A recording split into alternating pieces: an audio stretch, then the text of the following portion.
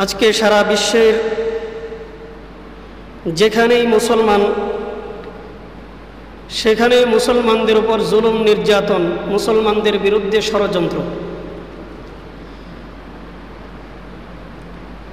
মুসলমানরা চতুর্মুখী ষড়যন্ত্রের শিকার।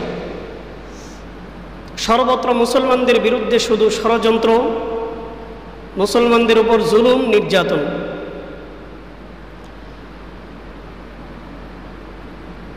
আরাকানে মুসলমানরা নির্যাতিত হচ্ছে বৌদ্ধদের দ্বারা, কাশ্মীরে মুসলমানরা, ভারতে মুসলমানরা নির্যাতিত হচ্ছে হিন্দুদের দ্বারা, ফিলিস্তিন গাজায় মুসলমানরা নির্যাতিত হচ্ছে ইহুদিদের দ্বারা।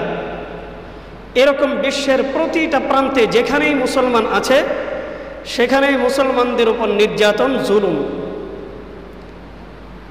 কথা ঠিক না ঠিক? মুসলমানরা নির্যাতিত হচ্ছে সর্বত্র, সর্ব জায়গায়। এর কারণ কি?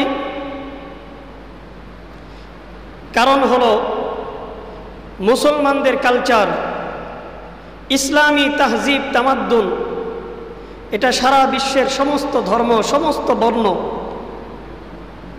সকলের আদর্শ, মতাদর্শ, এই সব কিছুর ঊর্ধ্বে। মুসলমানদের আদব, আখলাক, স্বভাব, চরিত্র বিশ্বের সমস্ত ধর্মের, সমস্ত বর্ণের ঊর্ধ্বে।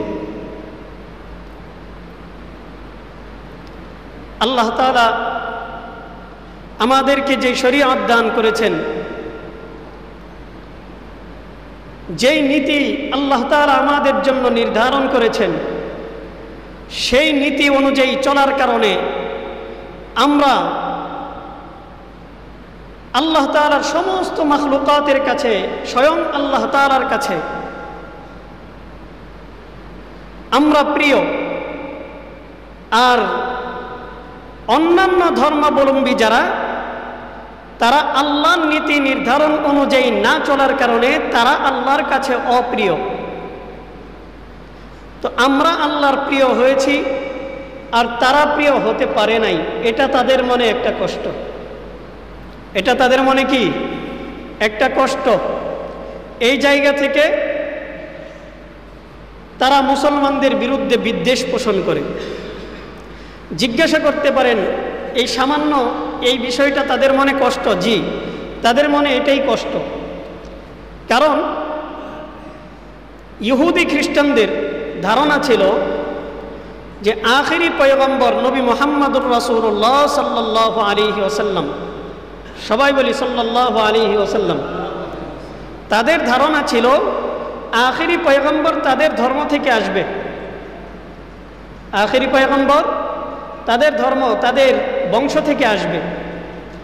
কিন্তু আল্লাহ তাআলা তাদের সব ধারণা ভুল করে দিয়ে আখিরি পয়গম্বর সাল্লাল্লাহু আলাইহি ওয়াসাল্লামকে এমন ধর্ম থেকে বা এমন জনগোষ্ঠী থেকে, এমন বংশ থেকে আল্লাহ তাআলা আখিরি পয়গম্বরকে পাঠিয়েছেন যেটা তাদের সহ্য হয় নাই। তো স্বাভাবিকভাবে এটা তাদের মনের মধ্যে কষ্ট। আর এই কষ্ট থেকেই, সেই গোড়া থেকে এরা মুসলমানদের বিরুদ্ধে বিদ্বেষ পোষণ করে আসতেছে। এখনো পর্যন্ত সেই বিদ্বেষ আছে, কিয়ামত পর্যন্ত এটা থাকবে। কিয়ামত পর্যন্ত কি থাকবে? এ কারণেই তো আল্লাহ তাআলা কুরআনুল কারীমে সূরাতুল বাকারায় ইরশাদ করেছেন, 1 নম্বর পারার 18 নম্বর পৃষ্ঠার শুরুর দিকের আয়াত। আল্লাহ তাআলা বলেছেন, ওয়ালান তারদা আনকাল ইয়াহুদ ওয়ালান নাসারা হাত্তা তাত্তাবিআ মিল্লাতাহুম। কাফের মুশরিকরা, ইহুদি নাসারারা, হিন্দু, বৌদ্ধ, খ্রিস্টান, যত ধর্মের অনুসারীরা আছে, এরা যদি তোমাদের সঙ্গে সৎ ব্যবহার করে, ভালো ব্যবহার করে, তোমাদের সঙ্গে বন্ধুত্ব করে, এরপরেও মনে রাখবা এরা তোমাদের সঙ্গে ভালো ব্যবহার করতে পারে, কিন্তু তারা তোমাদের প্রতি কখনো সন্তুষ্ট হবে না। তারা কখনো কি হবে না? আমাদের মুসলমানদের প্রতি তারা কখনো কি হবে না? সন্তুষ্ট হবে না। আল্লাহ তাআলা বলেছেন লান তারদা, লান নফি তাকে বলান বলা হয় এটাকে, নফি তাকিদ বললাম, মানে হইতেছে এখানে তাকিদ দেওয়া হয়েছে, তারা সন্তুষ্ট হবে না, এই তর্জমা না, তারা কখনোই সন্তুষ্ট হবে না, তারা কখনোই কি হবে না, সন্তুষ্ট হবে না। আপনার সাথে আমার সাথে তাদের যতই মিল থাকুক না কেন, যতই ভালোবাসার হৃদ্যতাপূর্ণ সম্পর্ক থাকুক না কেন, মনে রাখবেন ইহুদি, খ্রিস্টান, বৌদ্ধ, নাসারাই, হিন্দু, এরা আপনার সাথে বন্ধুত্ব করতে পারে কিন্তু আপনাকে ভালোবাসতে পারে মন থেকে কখনো ভালোবাসবে না।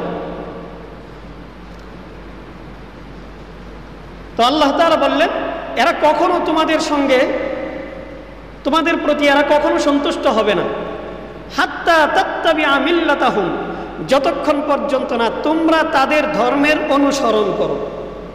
তার মানে আপনি যদি তাদের ধর্ম মেনে নেন, আপনি যদি তাদের ধর্মের অনুসারী হন, তাহলে তারা আপনাকে ভালোবাসবে, এছাড়া তারা আপনাকে ভালোবাসার কোনো সম্ভাবনা, কথা বলেন না কেন, আছে? নেই। তো সারা বিশ্বের মধ্যে আজকে মুসলমানরা কোথাও হিন্দুদের দ্বারা, কোথাও বৌদ্ধদের দ্বারা, কোথাও খ্রিস্টানদের দ্বারা, কোথাও ইহুদিদের দ্বারা নির্যাতিত হচ্ছে। এমনকি আমাদের বাংলাদেশেও আজকে মুসলমানরা নির্যাতনের শিকার, যেখানে 90% মানুষ মুসলমান। এই দেশের মধ্যেও মুসলমানদের বিরুদ্ধে গভীর ষড়যন্ত্র চলছে।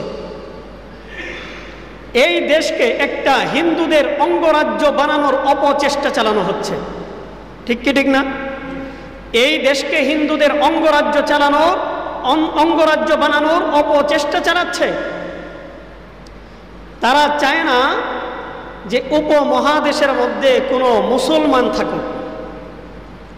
তাদের প্রধান টার্গেট হচ্ছে যে গোটা ভারত উপমহাদেশ, এটাকে তারা অখণ্ড ভারতে পরিণত করবে, যেখানে শুধুমাত্র হিন্দুত্ববাদ থাকবে, অন্য কোনো ধর্ম থাকবে না। এটা তাদের মেইন টার্গেট। তারা তাদের হিন্দুত্ববাদ প্রতিষ্ঠা করার জন্য এবং ইসলাম ধর্মকে মিটিয়ে দেওয়ার জন্য তারা গভীর ষড়যন্ত্র নিয়ে মাঠে নেমেছে। এই কথা কি আপনারা জানেন? এটা কি আপনাদের জানা আছে যে তারা যে এই ধরনের গভীর ষড়যন্ত্র নিয়ে মাঠে নামছে? তারা চায় না যে এই দেশের মধ্যে মুসলমান থাকুক, সবাই হিন্দু হোক, কেউ মুসলমান না থাকুক।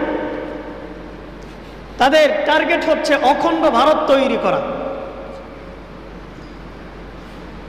এই জন্য তারা কিছু এজেন্ডা নিয়ে মাঠের মধ্যে এসেছে। তাদের বেশ কিছু এজেন্ডা আছে। তাদের এজেন্ডাগুলোর মধ্যে একটা এজেন্ডা হলো যে তারা ধর্ম প্রচারের নামে আমাদের দেশের সরল প্রাণ মুসলমানদেরকে ধর্মান্তরিত করছে। নাউজুবিল্লাহ বললেন না? ধর্ম প্রচারের নামে আমাদের দেশের মুসলমানদেরকে তারা কি করছে? ধর্মান্তরিত করতেছে। বিশেষ করে সীমান্তবর্তী এলাকাগুলোতে,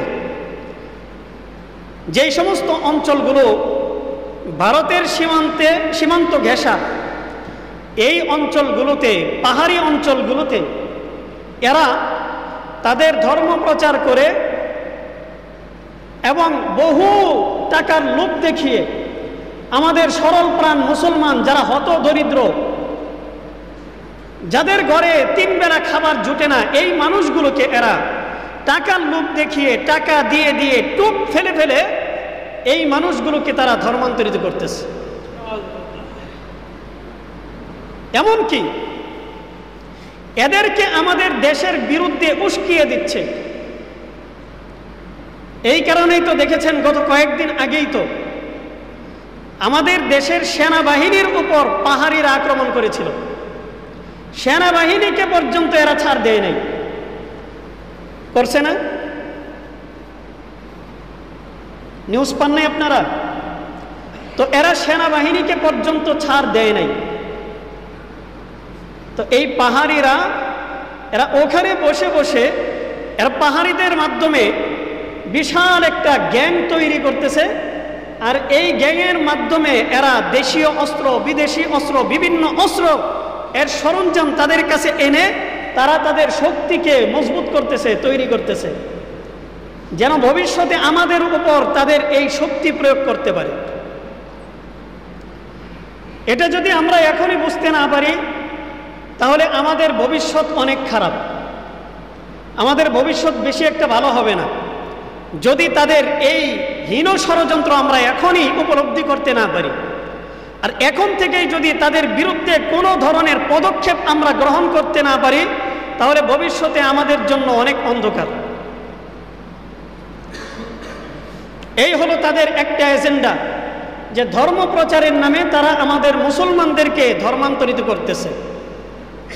তাদের 2 নম্বরের এজেন্ডা, এরা আমাদের মুসলিম নারীদেরকে প্রতারণার ফাঁদে ফেলে মুসলিম নারীদের সঙ্গে প্রেম প্রণয় আদান প্রদান করে, মুসলিম নারীদের সঙ্গে এরা ভাব বিনিময় করে, এদের সঙ্গে রিলেশনে যুক্ত হয়ে এই মুসলমান নারীদেরকে এরা কোথাও ধর্মান্তরিত করছে, কোথাও তাদেরকে ধর্ষণ করছে, কোথাও তাদেরকে খুন করছে, কোথাও তাদেরকে গুম করছে, আবার কোথাও এই মুসলিম নারীদেরকে এরা দেশ থেকে পাচার করে ভারতে পাঠিয়ে দিচ্ছে। এটা কি আপনারা জানেন? আমাদের মুসলিম নারীদের সঙ্গে এরা অপকর্ম করতেছে, আমাদের মা বোনদের ইজ্জত আবরুর উপর এরা আঘাত করতেছে, শ্লীলতাহানি করতেছে। এদের সঙ্গে সম্পর্ক তৈরি করে, ভাব আদান প্রদান করে, প্রেম প্রণয় করে আমাদের মুসলিম নারীদেরকে এরা ঘর ছাড়া করে ভারতে পাচার করতেছে। ভারতের বিভিন্ন যৌনপল্লীতে আমাদের মুসলমান নারীদেরকে এরা চড়া মূল্যে বিক্রি করে দিচ্ছে।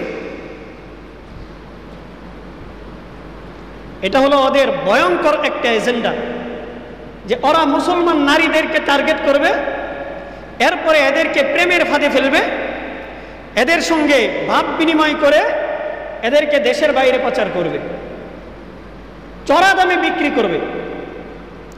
আমার মা, আমার বোন, আমার সন্তান, আমার কন্যাকে তারা বিক্রি করে এখান থেকে যেই অর্থ আসে, এই অর্থ আবার আমার বিরুদ্ধেই এরা কাজে লাগায়।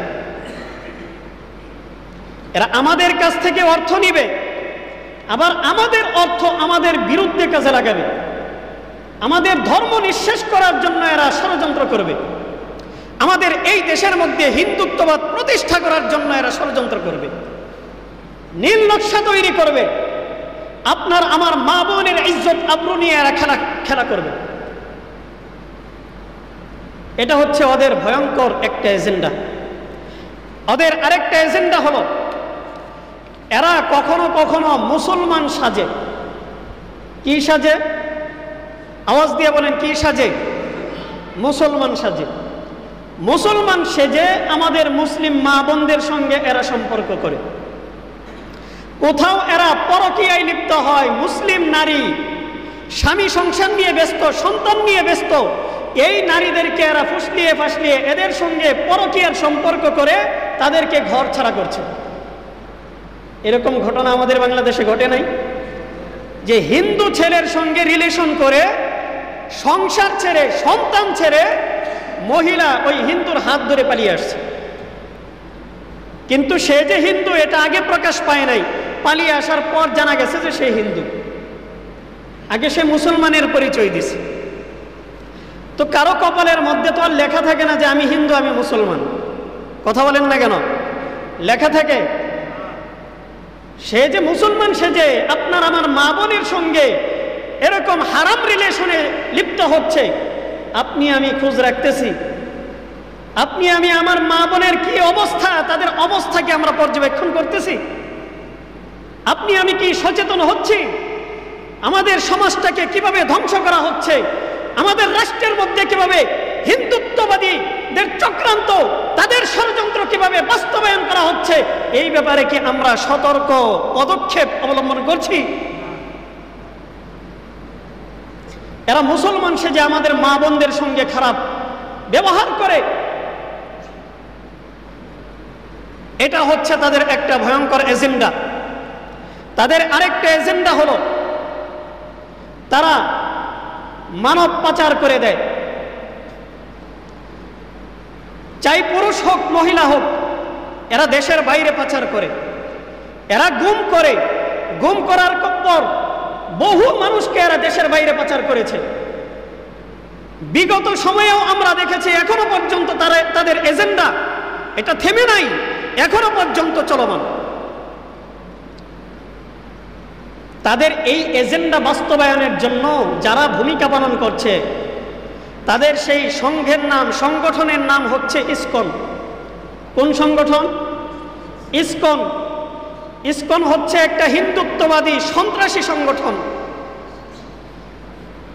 এরা হিন্দুত্ববাদী সন্ত্রাসী সংগঠন। এদের মেইন এজেন্ডাই হলো মুসলমান এই দেশে থাকতে পারবে না।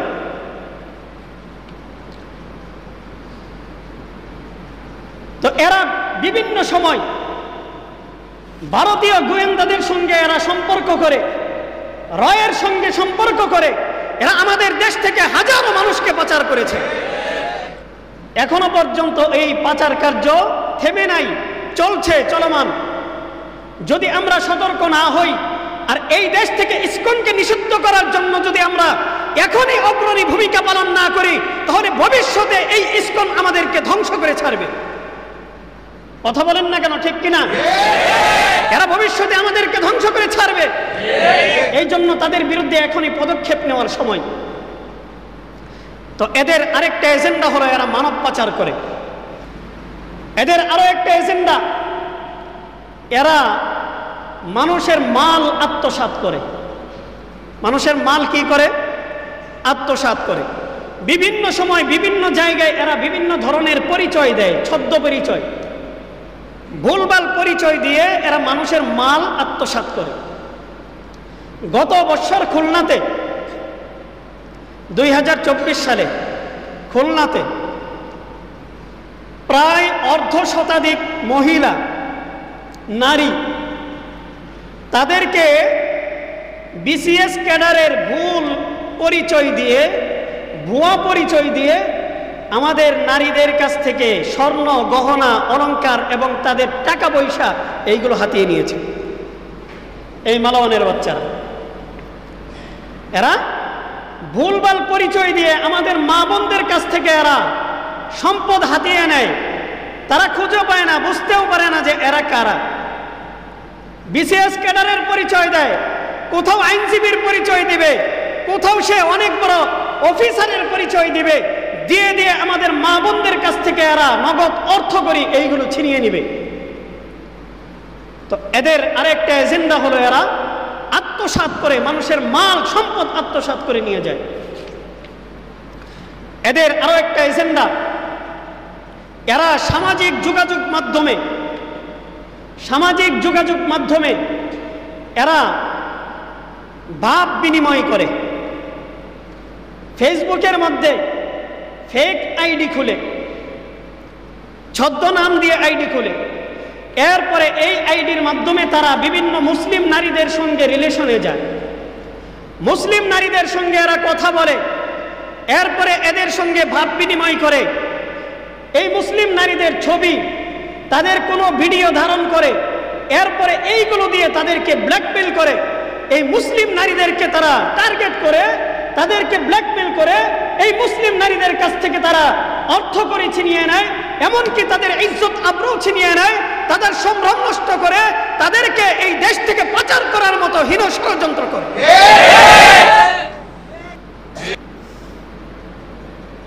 শুধু তাই নয়, আপনি মনে করবেন যে শুধুমাত্র আমাদের আলাবোলা মানুষগুলোর পিছনেই মনে হয় লাগছে, আমাদের আলাবোলা নারীদের পিছনেই মনে হয় লাগছে। আরে তা না, শিক্ষিতা নারীদের পিছনেও এরা কাজ করে, কলেজ ভার্সিটি পড়ুয়া ছাত্রীদের পিছনেও এরা মেহনত করে। এমনকি মহিলা মাদ্রাসায় যেই সমস্ত ছাত্রীরা পড়ে, এদের বিরুদ্ধেও এদের ষড়যন্ত্র চলমান। যারা সার্বক্ষণিক কলেজ ভার্সিটি, ওইগুলো তো হলো সহশিক্ষার স্থান, সহশিক্ষার কেন্দ্র, সেখানে নেগেটিভ পজিটিভ দুইটাই থাকে। কিন্তু মহিলা মাদ্রাসাগুলো, সেখানে তো সহশিক্ষা নাই। মহিলা মাদ্রাসার মধ্যে শুধু নারীরাই পড়ে, পুরুষরা তো আর পড়ে না। একসঙ্গে নারী পুরুষ সবাইকে একসঙ্গে পড়ে মহিলা মাদ্রাসায়, বরং মহিলা মাদ্রাসাগুলোর মধ্যে কি শুধুমাত্র নারীরাই পড়ে, পুরুষরা পড়ে না। পুরুষের আলাদা মাদ্রাসা আর মহিলাদের আলাদা মাদ্রাসা।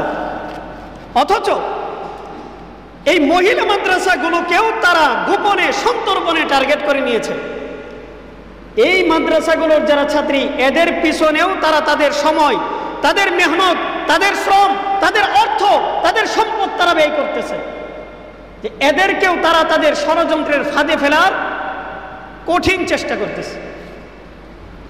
এমনকি ষড়যন্ত্রে ফেলেছে এবং তাদের সম্ভ্রমহানি করেছে, তাদেরকে নষ্ট করেছে, তাদের ইজ্জত আবরু নষ্ট করে দিয়েছে, তাদেরকে দেশ থেকে পাচার করেছে, এমন ইতিহাস আমার বাংলাদেশে আছে।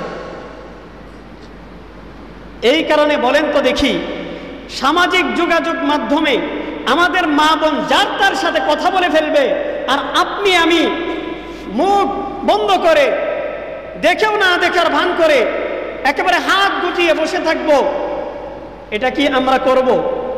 কোনো সচেতন নাগরিক কি এমনটা করতে পারে? যদি আপনি আমি এমনটা করি, তাহলে ভবিষ্যতে আমার আপনার মা বোনদের ভবিষ্যৎ খুবই অন্ধকার, খুবই অন্ধকার। ভবিষ্যতে কি হবে তা বলা যায় না। তো সামাজিক যোগাযোগ মাধ্যমে এরা ফেক আইডি খুলে আমাদের মা বোনদের সঙ্গে এরকম অপকর্মে লিপ্ত হওয়ার মতো হীন ষড়যন্ত্র করছে। ওদের আরেকটা এজেন্ডা, ওরা বিভিন্ন সিস্টেমে এই দেশের মধ্যে ধর্মীয় দাঙ্গা বাজানোর জন্য চেষ্টা করতেছে। কখনো কখনো তারা তাদের নিজেদের মন্দিরের মধ্যে তারা নিজেরাই ভাঙচুর করে, কখনো তারা নিজেরাই একটা খারাপ ঘটনা ঘটিয়ে এর দায়ভার মুসলমানদের উপর চাপিয়ে দেওয়ার চেষ্টা করে। এর দায়ভার তারা মুসলমানদের উপর চাপায়, ষড়যন্ত্র করে তারা। আর এই ষড়যন্ত্রের শিকার, ষড়যন্ত্রের বলির পাঠা বানায় তারা মুসলমানদেরকে। তারা মুসলমানদেরকে ষড়যন্ত্রের বলির পাঠা বানায়। এই জন্য আপনার আমার সতর্ক থাকতে হবে। আপনার আমার কি থাকতে হবে? সতর্ক থাকতে হবে। এই ইসকন এরা গভীর ভয়ঙ্কর এজেন্ডা নিয়ে মাঠে আসছে। 1966-তে এদের জন্ম। ইসকনের জন্ম হয়েছে 1966-তে, তাও আমেরিকার নিউ ইয়র্কে। এরপরে আস্তে আস্তে সারা বিশ্বের মধ্যেই বিভিন্ন দেশে এরা অনেক উপায়ে ঢোকার চেষ্টা করেছে, তাদের এজেন্ডা নিয়ে কাজ করার চেষ্টা করেছে। কিন্তু বিশ্বের বিভিন্ন দেশে ইসকনকে নিষিদ্ধ করা হয়েছে। সিঙ্গাপুরের খবর নিয়ে দেখেন, সিঙ্গাপুরে রাষ্ট্রীয়ভাবে ইসকনকে নিষিদ্ধ করা হয়েছে। আফগানিস্তান, এরপরে আপনার আফগানিস্তান সহ বিভিন্ন দেশের মধ্যে ইসকনকে নিষিদ্ধ করা হয়েছে। তাজিকিস্তান, তুর্কমেনিস্তান, এই সমস্ত অঞ্চলের মধ্যে ইসকন তাদের এই এজেন্ডা বাস্তবায়ন করার মতো খুব চেষ্টা করেছে। এখনো পর্যন্ত চেষ্টা অব্যাহত আছে, কিন্তু রাষ্ট্রীয়ভাবে তাদেরকে নজরদারিতে রাখা হয়েছে, যাতে করে এরা দেশের মধ্যে কোনো ধরনের বিশৃঙ্খলা তৈরি করতে না পারে। এরা যেই রাষ্ট্রের মধ্যে ঢুকবে, ওই রাষ্ট্রের স্বাধীনতা, সার্বভৌমত্বকে এরা নষ্ট করে ছাড়বে। ওই দেশের স্বাধীনতা, সার্বভৌমত্ব টিকে থাকবে না, এরা স্বাধীনতাকে হরণ করবে। অতএব এরা যেই রাষ্ট্রের মধ্যে যখন ঢুকেছে, ওই রাষ্ট্রকে এরা বিশৃঙ্খলা তৈরি করেছে, ওই রাষ্ট্রের মধ্যে দাঙ্গা তৈরি করেছে, সাম্প্রদায়িক সম্প্রীতি নষ্ট করেছে। এরা বিভিন্নভাবে ওই রাষ্ট্রের মধ্যে বিশৃঙ্খলা তৈরি করে ওই রাষ্ট্রের মুসলমান, ওই রাষ্ট্রের মানুষদেরকে এরা নানাভাবে বিভিন্নভাবে কলে কৌশলে ওই রাষ্ট্রের মানুষদেরকে এরা কষ্টের মধ্যে রেখেছে। তো এদের গভীর ষড়যন্ত্র চলছে আজ বাংলাদেশের উপর। তারা চাচ্ছে এই বাংলাদেশের মধ্যেও যেন বিশৃঙ্খলা তৈরি হয়, বাংলাদেশের মধ্যেও যেন ধর্মীয় একটা দাঙ্গা তৈরি হয়, মুসলমান এবং হিন্দুদের মধ্যে যেন একটা দাঙ্গা তৈরি হয়।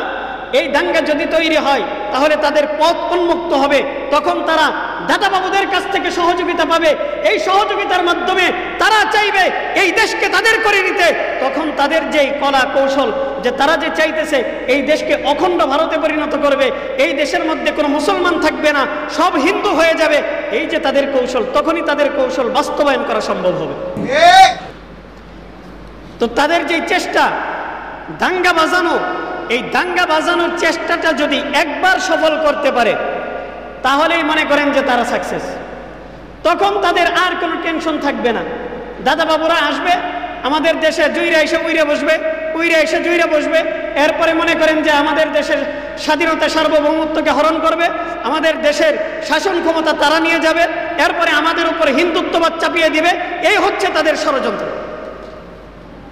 যেই ষড়যন্ত্র চলছে, এই ষড়যন্ত্র থেকে উত্তরণের জন্য আমরা যদি মসজিদের মিম্বার থেকে পদক্ষেপ গ্রহণ না করি, তাহলে ভবিষ্যতে দেখবেন এই দেশের মধ্যে স্বাধীনতা থাকবে না, এই দেশের মধ্যে হিন্দুত্ববাদ প্রতিষ্ঠিত হবে। আজকে ভারত উপমহাদেশ স্বাধীন হয়েছে, উপমহাদেশ স্বাধীন হয়েছে। দিল্লির শাহী জামে মসজিদ থেকে শাহ আব্দুল আজিজ মুহাদ্দিসে দেহলভী যদি এই ঘোষণা না করতেন যে আজ থেকে আজ সে হিন্দুস্তান দারুল হরব হো গিয়া, এই ঘোষণা যদি তিনি না করতেন যে আজ থেকে হিন্দুস্তান যুদ্ধ কবলিত দেশ, শত্রু কবলিত দেশ, এই ঘোষণা যদি তিনি ওই দিন না করতেন, তাহলে আজকের ভারত উপমহাদেশের মানুষগুলো স্বাধীনতা পাইতো না। আজকে আমরা মুসলমান ঈমান নিয়ে বাঁচতে পারতাম না। ওই দিন দিল্লির শাহী জামে মসজিদে দ্ব্যর্থহীন কণ্ঠে শাহ আব্দুল আজিজ মুহাদ্দিসে দেহলভী ঘোষণা করেছিলেন, আজ সে হিন্দুস্তান দারুল হরব হো গিয়া, আজ থেকে এই হিন্দুস্তান যুদ্ধ কবলিত দেশ, শত্রু কবলিত দেশ। অতএব ব্রিটিশদের বিরুদ্ধে তোমরা লড়াই করো, ব্রিটিশদের বিরুদ্ধে যুদ্ধ করো, এই ব্রিটিশদের বিরুদ্ধে লড়াই করে তোমরা এই দেশকে আবার স্বাধীন করো। পানিপথের যুদ্ধে নবাব সিরাজউদ্দৌলাকে পরাজিত করেছে আমাদের মতোই কিছু মুসলমান নামধারী কিছু মুনাফিক। কথা বলেন ঠিক কি ঠিক না? মুসলমান নামধারী মুনাফিক, যুগে যুগে মুনাফিক ছিল। এরা ওই সমস্ত ষড়যন্ত্রবাদীর পক্ষ নিয়ে কাজ করে, আমাদের দেশের স্বাধীনতা সার্বভৌমত্বের বিরুদ্ধে এরা কাজ করে। অতএব এই সমস্ত ষড়যন্ত্রবাদীদের বিরুদ্ধে রুখে দাঁড়াতে হবে। এই সমস্ত মুনাফিকদের ব্যাপারে আমাদের সতর্ক হওয়া লাগবে। দেশের স্বাধীনতা নিয়ে কোনো ছিনিমিনি খেলা হবে। ৭১ এই দেশ স্বাধীন হয়েছে স্বাধীনতা হরণ করার জন্য না। আওয়াজ দেন না কেন?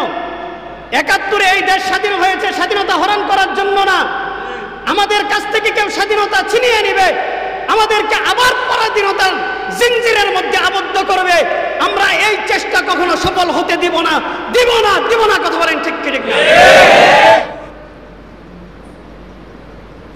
৭১ আমরা স্বাধীন করেছি, আমাদের মা বোনেরা তাদের ইজ্জত ফিরিয়ে দিয়েছে, তাদের সম্ভ্রম ফিরিয়ে দিয়েছে, তাদের জীবন দিয়েছে, তাদের জান দিয়েছে, তাদের মাল দিয়েছে। ২৪ আমরা স্বাধীন করেছি, আমাদের ছাত্র জনতা তাদের জীবন দিয়েছে। এই জীবন দিয়ে আমরা অর্জিত স্বাধীনতা এমনিতেই কেউ ছিনিয়ে নেবে আমরা কখনো হতে দিব না। তাই ইসকন বর্তমানে আমাদের দেশের ধর্ম এবং দেশের স্বাধীনতার বিরুদ্ধে যেই কাজগুলো করতেছে, এই ব্যাপারে আমাদের সজাগ দৃষ্টি রাখতে হবে, আমাদের চৌকান্ন থাকতে হবে। কোনোভাবেই যেন এরা আমাদের স্বাধীনতার উপর হস্তক্ষেপ করতে না পারে, আমাদের ধর্ম নিয়ে যেন এরা ছিনিমিনি খেলতে না পারে, আমাদের মা বোনদের ইজ্জত নিয়ে যেন এরা ছিনিমিনি খেলতে না পারে, আমাদের কোনো মা বোন ধর্ষিতা হোক আমরা কখনো চাই? কখনো চাই? আজকে আপনার আমার মা বোন যদি ধর্ষিতা হয়, তাহলে আমাদের অন্তর ব্যথিত হবে, ব্যথিত হবে, হবে। তাহলে আপনার আমার মা বোন, আপনার আমার সন্তান যদি ধর্ষিতা হয়, আপনার আমার অন্তর ব্যথিত হয়, কষ্টে বুকটা ফেটে যায়, চক্ষু ঝরে, চক্ষু দিয়ে অশ্রু ঝরতে থাকে। সেখানে আজকে আমার মুসলমান মা বোনেরা যখন ধর্ষিতা হচ্ছে, তারাও তো কারো না কারো মা বোন, তারা যখন ধর্ষিতা হচ্ছে, আপনি আমি কেন কথা বলতে পারতেছি না? স্পষ্ট পায়গাম শুনিয়ে দিতে চাই, স্পষ্ট পায়গাম। মসজিদের মিম্বার থেকে স্পষ্ট কথা বলতে চাই যে কোন মা বোন ধর্ষিতা হবে এই পথ উন্মুক্ত আমরা হতে দিব না, হতেই দিব না, হতেই দিব না। কথা বলেন ঠিক কি ঠিক না? কোন মা বোনকে ষড়যন্ত্রের ফাঁদে ফেলে ধর্ষণ করবে, খুন করবে, গুম করবে, ভিন দেশে পাচার করবে, তাদেরকে বিক্রি করে দিবে, আমরা কখনো হতে দিব না। বহু হয়েছে, অনেক তামাশা হয়েছে, আমরা আর কোনো তামাশা দেখতে চাই না, আর কোনো তামাশা দেখতে চাই না। মুহতারাম হাজরিন, স্পষ্টভাবে বলতে চাই, এরা বিভিন্ন সময় গুম খুন, কয়েকদিন আগেই দেখছেন মিরপুরে আগুন লাগছে, মিরপুরে আগুন লাগছে, এরপরে বিমানবন্দরে আগুন লাগলো, এরপরে যে সে আপনার এই জাহাজের মধ্যে সদরঘাটে আগুন লাগছে। লাগাতার কয়েকদিন পর্যন্ত, 2 দিনের গ্যাপে, 1 দিনের গ্যাপে আগুন লেগে গেছে। কি ভাই, আমাদের আগুনের কি কোনো ধরনের রিয়া নেই, গেট নেই? আগুন নিবানোর জন্য, আগুন থামানোর জন্য বা আগুন না লাগুক এই ধরনের পদক্ষেপ গ্রহণ করার মতো কোনো রাস্তা নাই, রাস্তা নাই। এরপরেও আগুনটা লাগে কেমনে? খালি আগুন বাংলাদেশের মধ্যেই লাগে, কেমনে লাগে? এই সমস্ত ষড়যন্ত্রকারীরা এরা ঘাপটি মেরে বিভিন্ন জায়গায় বসে থাকে, এরা ইচ্ছাকৃতভাবে আগুন লাগায় আমাদের দেশের অর্থ সম্পদ, আমাদের দেশের যে উপার্জনের রাস্তা, এই রাস্তাগুলোকে এরা বন্ধ করতে চায়। আপনি বিশ্বাস করেন আর না করেন, এটাই বাস্তবতা। এরা আমাদের দেশকে পঙ্গু করে দিতে চায়, আমাদের দেশকে এরা দেউলিয়া বানিয়ে দিতে চায়। অতএব স্পষ্ট করে বলতে চাই, এই ধরনের ষড়যন্ত্র যারা করবে, কোন ষড়যন্ত্র আমরা মানব না। সব ধরনের ষড়যন্ত্রের শিকল ভেঙে আমরা ইনশাল্লাহ এই দেশের স্বাধীনতা, সার্বভৌমত্বকে হেফাজত করব। আওয়াজ দেন না কেন, কথা বলেন না কেন? এই দেশের স্বাধীনতা, সার্বভৌমত্বকে আমরা হেফাজত করব ইনশাআল্লাহ। আমি বলতে চাই, এরা যেই ষড়যন্ত্র নিয়ে মাঠে নেমেছে, এই সমস্ত ষড়যন্ত্রগুলোর মধ্যে এদের বিভিন্ন ষড়যন্ত্র এরা আমাদের পিছনে কাজে লাগিয়েছে। আজ পর্যন্ত বিভিন্ন ষড়যন্ত্র তারা বাস্তবায়ন করতে সক্ষম হয়েছে। 1924 সালে, এই 2024 সালে স্বাধীনতার কিছুদিন পরেই আপনারা দেখেছেন চট্টগ্রামে আদালত প্রাঙ্গণে একটা মর্মান্তিক দুর্ঘটনা হয়েছিল। আমরা তো এটাকে দুর্ঘটনা বলবো না, বরং এটা ইচ্ছাকৃতভাবে এই হিন্দুদের সন্ত্রাসবাদী যেই দল ইসকন, এই ইসকন ইচ্ছাকৃতভাবে এই কাজটা করেছিল। কি করেছিল? এরা তাদের গেরুয়া পতাকা উড়িয়েছিল, আমাদের বাংলাদেশের পতাকাকে পদদলিত করেছিল। বাংলাদেশের পতাকাকে পদদলিত করে আমি আপনাকে জিজ্ঞাসা করতে চাই, কোনো ব্যক্তি যদি আমাদের দেশের পতাকাকে পায়ের নিচে ফেলায়, আমার দেশের পতাকাকে যদি কোনো ব্যক্তি ছুঁড়ে ফেলায়, তাহলে ওই ব্যক্তিকে আমাদের দেশীয় সংবিধান অনুযায়ী দেশদ্রোহী বলবে কিনা? দেশদ্রোহী বলবে কিনা? চাই এই ব্যক্তি হিন্দু হোক, চাই এই ব্যক্তি মুসলিম হোক, যেই ধর্মের অনুসারী হোক না কেন, আপনার আমার পতাকা, যেই পতাকা আমরা অর্জন করেছি লাখো শহীদের রক্তের বিনিময়ে, সেই পতাকাকে কোনো ব্যক্তি দুরিশ্বাত করবে, মাটির সঙ্গে মিশিয়ে দিবে, আর এটা দেখার পর তাকে আমরা ধর্মদ্রোহী, দেশদ্রোহী বলবো না, এটা কেমনে হয়?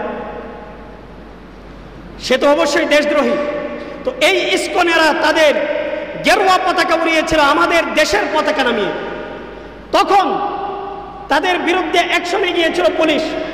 তাদের যে প্রভু চিন্ময় কৃষ্ণ দাস, এই চিন্ময় কৃষ্ণকে গ্রেফতার করা হয়েছিল। যখন তাকে চট্টগ্রামের আদালতে উঠানো হচ্ছিল, ওই সময় এই ইসকনের সদস্যরা এরা আদালত প্রাঙ্গণে গিয়ে বিশৃঙ্খলা করেছিল। চিন্ময়কে তারা ছিনিয়ে নেওয়ার চেষ্টা করেছে প্রশাসনের হাত থেকে। ওই সময় প্রশাসন কঠিনভাবে পদক্ষেপ নেওয়ার কারণে তারা চিন্ময়কে আর মুক্ত করতে পারে নাই। তখন তারা মসজিদে গিয়ে আক্রমণ করেছে, মসজিদ ভাঙচুর করেছে, মসজিদের ক্ষয়ক্ষতি করেছে, মুসল্লিদের উপর আঘাত করেছে। যখন তারা মসজিদে আক্রমণ করেছিল, ওই সময় আমাদের বাংলাদেশের কিছু আইনজীবী তারা গিয়ে বাধা প্রদান করেছিলেন। এই আইনজীবীরা যখন বাধা প্রদান করেছিলেন, তখন আইনজীবীদের মধ্যে একজন আইনজীবীর নাম ছিল সাইফুল ইসলাম আলিফ। আপনারা জানেন, এই সাইফুল ইসলাম আলিফকে তারা নিয়ে গিয়ে প্রকাশ্যে তাকে জবাই করে হত্যা করেছে। কথা বলেন না কেন, ঠিক কি ঠিক না? সাইফুল ইসলাম আলিফকে তারা হত্যা করেছে প্রকাশ্যে। আপনি আর কি দৃষ্টান্ত দেখতে চান? আমাদের একজন মুসলমান আইনজীবী সাইফুল ইসলাম আলিফ ছোট বাচ্চা রেখে এই ইসকনের মাধ্যমে তিনি হত্যার শিকার হয়েছেন। এর চাইতে বড় দুঃখজনক আর কি হতে পারে? আমাদের 90% মুসলমানের দেশে একজন মুসলমান আইনজীবী, তার কি জীবনের দাম নাই? তার কি জীবনের দাম নাই? তাকে হত্যা করা হয়েছে, তাও কি আদালত প্রাঙ্গণে, এমন একটা সেন্সিটিভ জায়গার মধ্যে তাকে হত্যা করা হয়েছে। মহতারাম হাজরিন, গত কয়েকদিন আগের কথা, আমাদের টঙ্গীতে আমাদের এই মসজিদের মিম্বার কিসের জন্য বলেন তো দেখি? এখান থেকে সত্যের বাণী উচ্চারিত হবে, এখান থেকে কোরআন সুন্নাহর কথা উচ্চারিত হবে। কথা বলেন ঠিক কি ঠিক না? এই মসজিদের মিম্বার থেকে কোরআন সুন্নাহর কথা উচ্চারিত হবে। গাজীপুরে একজন মাদ্রাসার মেয়ে, মাত্র 13 বছর বয়স, আয়েশা মনি, এই বাচ্চাটাকে গুম করেছে। এরপরে 2 মাস পর্যন্ত আটকে রেখে এই বাচ্চাটাকে তারা ধর্ষণ করেছে। হিন্দুরা ধর্ষণ করেছে। তাদের বিরুদ্ধে যখন মামলা দায়ের করা হয়েছে, তখন মামলা নিতে চায় নাই প্রশাসন। কিসের ভয়ে মামলা নিতে চায় না আল্লাহই ভালো জানে। প্রথম মামলা নিতে চায় নাই, এরপরে এক পর্যায়ে তারা বাধ্য হয়ে মামলা নিয়েছে। এই যে আয়েশা মনি, সে যে ধর্ষিতা হয়েছে, এই আয়েশা মনির পক্ষ নিয়ে টঙ্গীর এক মসজিদের মিম্বার থেকে কথা বলেছিলেন একজন খতিব, মুফতি মহিবুল্লাহ মিয়াজি সাহেব, একজন বয়োবৃদ্ধ আলেম, দাড়ি পেকে গেছে। তিনি কথা বলেছিলেন আয়েশা মনির পক্ষ নিয়ে ধর্ষকদের বিরুদ্ধে। তিনি ধর্ষকদের বিরুদ্ধে কথা বলার কারণে তাকে বারবার চিঠি পাঠানো হয়েছে। চিঠির মাধ্যমে তাকে বারবার বলা হয়েছে যে আপনি দর্শকদের বিরুদ্ধে কোনো কথা বলতে পারবেন না, আপনি চিন্ময় কৃষ্ণ দাসের মুক্তির পক্ষে কথা বলতে হবে, ইসকনের পক্ষে কথা বলতে হবে। ইসকন এই দেশে, আমাদের ইসকন যদি এই দেশে আসে, এই দেশকে যদি ইসকনের হাতে তুলে দেওয়া হয়, তাহলে ইসকনের মাধ্যমে এই দেশটা সুন্দর একটা ভবিষ্যৎ ফিরে পাবে। অতএব এই ইসকনের পক্ষে কথা বলতে হবে। এই ধরনের নানা জাতীয় কথা বলছে এবং বলছে যদি চিঠির যে ভাষা, শুরুতে ভাষা ছিল আপনি আপনি করে, এরপরে তুমি, এরপরে আসছে তুই, যে তুই যদি ইসকনের পক্ষে কথা না বলিস, তাহলে তোর স্ত্রী, তোর বউ বাচ্চা, এইগুলোকে আমরা ধর্ষণ করব। বলে নাউজুবিল্লাহ। স্ত্রী বউ বাচ্চাকে প্রকাশ্যে তারা ধর্ষণের হুমকি দিচ্ছে চিঠির মাধ্যমে। মসজিদ কমিটি বরাবর, সভাপতি সেক্রেটারি বরাবর তারা চিঠি পাঠিয়েছে যে আপনার ইমামকে বলবেন সে যেন আমাদের ইসকনের পক্ষে কথা বলে। ইমাম সাহেব ইসকনের পক্ষে কথা বলেন নাই, ইমাম সাহেব ধর্ষণের বিরুদ্ধে কথা বলেছেন। আর এই জন্যই এই ইমামকে তারা গুম করেছে। কিভাবে গুম করেছে? ইমাম সাহেব রাস্তায় হাঁটতে বের হয়েছেন, তাকে হঠাৎ করে অ্যাম্বুলেন্সে 5-6 জন লোক এসে ইমাম সাহেবের কান চাপার মধ্যে জোরে জোরে থাপ্পড় দিয়েছে। একজন বয়োবৃদ্ধ আলেম, এর মধ্যে তার টনসিলের অপারেশন হয়েছে, এমন একজন ব্যক্তি, এই ব্যক্তিকে তারা থাপ্পড় দিয়েছে কান চাপার মধ্যে, জায়গার মধ্যে তিনি স্তব্ধ হয়ে গেছেন। এই ব্যক্তিকে তারা গুম করেছে। এই ঢাকা থেকে গুম করে পঞ্চগড় পর্যন্ত নিয়ে গেছে। ওইখানে 24 ঘন্টা পর্যন্ত তাকে বিবস্ত্র অবস্থায় একটা গাছের সঙ্গে বেঁধে, শিকল দিয়ে বেঁধে তাকে নির্যাতন করেছে। অমানবিক নির্যাতন করার পর এই ইমাম সাহেবকে তারা ওইখানে ফেলে রেখে, যখন দেখছে যে দেশের মধ্যে এই ইমাম সাহেবকে নিয়ে অবস্থা গরম, তখন তারা ইমাম সাহেবকে ওই জায়গার মধ্যে ফেলে রেখে চলে গেছে। স্থানীয় লোকেরা যখন দেখতে পারছে, তখন তারা প্রশাসনকে জানাইছে, প্রশাসন ওখান থেকে ইমাম সাহেবকে উদ্ধার করে নিয়ে আসছে। এবার বলেন তো দেখি, এদের যে ষড়যন্ত্র, এরা তো চাইছিল এই মহিবুল্লাহ সাহেবকে তারা বাংলাদেশ থেকে ভারতে পাচার করতে। এরা ভারতে পাচার করতে চাইছিল, পঞ্চগড় পর্যন্ত নিয়ে গেছিল, কিন্তু তারা পারে নাই সীমান্ত বর্ডার পার করতে। এর আগে জনগণ দেখে ফেলছে, নয়তো বা এরা পাচার করে দিত। তাহলে এই ধরনের ঘৃণ্য ষড়যন্ত্র যারা করবে, তাদের বিরুদ্ধে আমরা মুসলমান কেন ঐক্যবদ্ধ হতে পারবো না? এই কারণে আমি সবার কাছ থেকে স্পষ্ট বার্তা আজকে শুনতে চাই যে ইসকনকে আমরা এই দেশে রাখবো নাকি এই দেশ থেকে বিতাড়িত করব? আওয়াজ দিয়ে বলেন, ইসকনকে এই দেশে রাখবো নাকি বিতাড়িত করব? ইসকন এই দেশের মধ্যে থাকতে পারবে না। এই দেশে ইসকনের মতো সন্ত্রাসী সংগঠন থাকতে পারবে না। এরা যদি থাকে তাহলে আমাদের দেশের জন্য হুমকি, আমাদের স্বাধীনতার জন্য হুমকি, আমাদের ধর্মের জন্য হুমকি। অতএব আমরা ইসকনকে রাখতে চাই না। কথা বলেন না কেন? আমরা চাই না ইসকন এই দেশের মধ্যে থাকুক। মুহতারাম হাজিরিন, এছাড়াও এদের আরও যেই সমস্ত অসামাজিক কার্যকলাপ আছে, এইগুলোর ফিরিস্তি যদি এখন সামনে তুলে ধরি তাহলে সময় অনেক যাবে। এই যে গত শুক্রবারেও তো আমরা আলোচনা করেছি আমাদের কমলাপুরের যেই ঘটনা ঘটেছিল, এটাও তো এই সমস্ত ষড়যন্ত্রের অংশ। বারবার কেন মুসলিম নারী ধর্ষিতা হয়? কোথাও তো হিন্দু ধর্ষিতা হয় না, কোথাও তো খ্রিস্টান ধর্ষিতা হয় না। তাহলে কি বুঝলেন? কি বুঝলেন? এর পিছনে ষড়যন্ত্র কাজ করতেছে। অতএব এই সমস্ত ষড়যন্ত্রের বিরুদ্ধে আমাদের রুখে দাঁড়াতে হবে। কথা বলেন ঠিক কি ঠিক না? ষড়যন্ত্রের বিরুদ্ধে কে কে রুখে দাঁড়াবো ইনশাআল্লাহ? বাকিরা হাত তুলেন না। ষড়যন্ত্রের বিরুদ্ধে রুখে দাঁড়াবো তো ইনশাআল্লাহ। আমি সবার কাছ থেকে স্লোগান শুনতে চাই, নারায়ে তাকবীর, নারায়ে তাকবীর, নারায়ে তাকবীর। দ্বীন ইসলামের আলো। ইসকন তুই জঙ্গি, বলেন স্বৈরাচারের সঙ্গী। ইসকন, ইসকন তুই জঙ্গি, ইসকন তুই জঙ্গি। মুহতারাম হাজিরিন, আজকে আমরা ইনশাআল্লাহ এই স্লোগানের তালে তালে আমাদের বিরুলিয়া থেকে সোজা চলে যাব আকরাম বাজারে। এই স্লোগানের তালে তালে জুমার নামাজ পড়েই আমরা আর কেউ বাড়িতে যাব না। এটা আমাদের ঈমান রক্ষার দায়িত্ব, আমাদের দেশের স্বাধীনতা সার্বভৌমত্ব হেফাজতের দায়িত্ব। এই দায়িত্ব আমাদের সবাইকে পালন করতে হবে। শুধুমাত্র ইমাম সাহেবকে আপনি আগায় দিলেন আর কাউকে রাখলেন না, আপনি থাকলেন না, এমনটা যেন না হয়। আল্লাহর ওয়াস্তে বলতেছি, দেখেন এটা আমাদের সবার দায়িত্ব, আমাদের পালন করতে হবে। কথা বলেন ঠিক কি ঠিক না? অতএব নামাজের পরে আমরা সবাই ইনশাআল্লাহ এই মসজিদের সামনে থেকে বিরুলিয়া এলাকা থেকেই আমরা ইনশাআল্লাহ স্লোগানে স্লোগানে মিছিল করে সোজা চলে যাব আকরাম বাজারে। আকরানে ইনশাআল্লাহ আজকে এই ইসকন নিষিদ্ধের দাবিতে এবং যেই সমস্ত ধর্ষকরা গত সপ্তাহে আমাদের আন্দোলনের তোড়ে পড়ে যেই সমস্ত ধর্ষকরা গ্রেফতার হয়েছে তাদেরকে শাস্তি দিতে হবে, তাদেরকে কিছুদিন পরে আবার জামিনে মুক্তি দিয়ে দিবেন। এই ধরনের কোনো ষড়যন্ত্র যেন না হয়, এই দাবিতে আমরা ইনশাআল্লাহ আজকে আন্দোলন করব আকরাম বাজারে। আমরা ইনশাআল্লাহ সবাই থাকবো।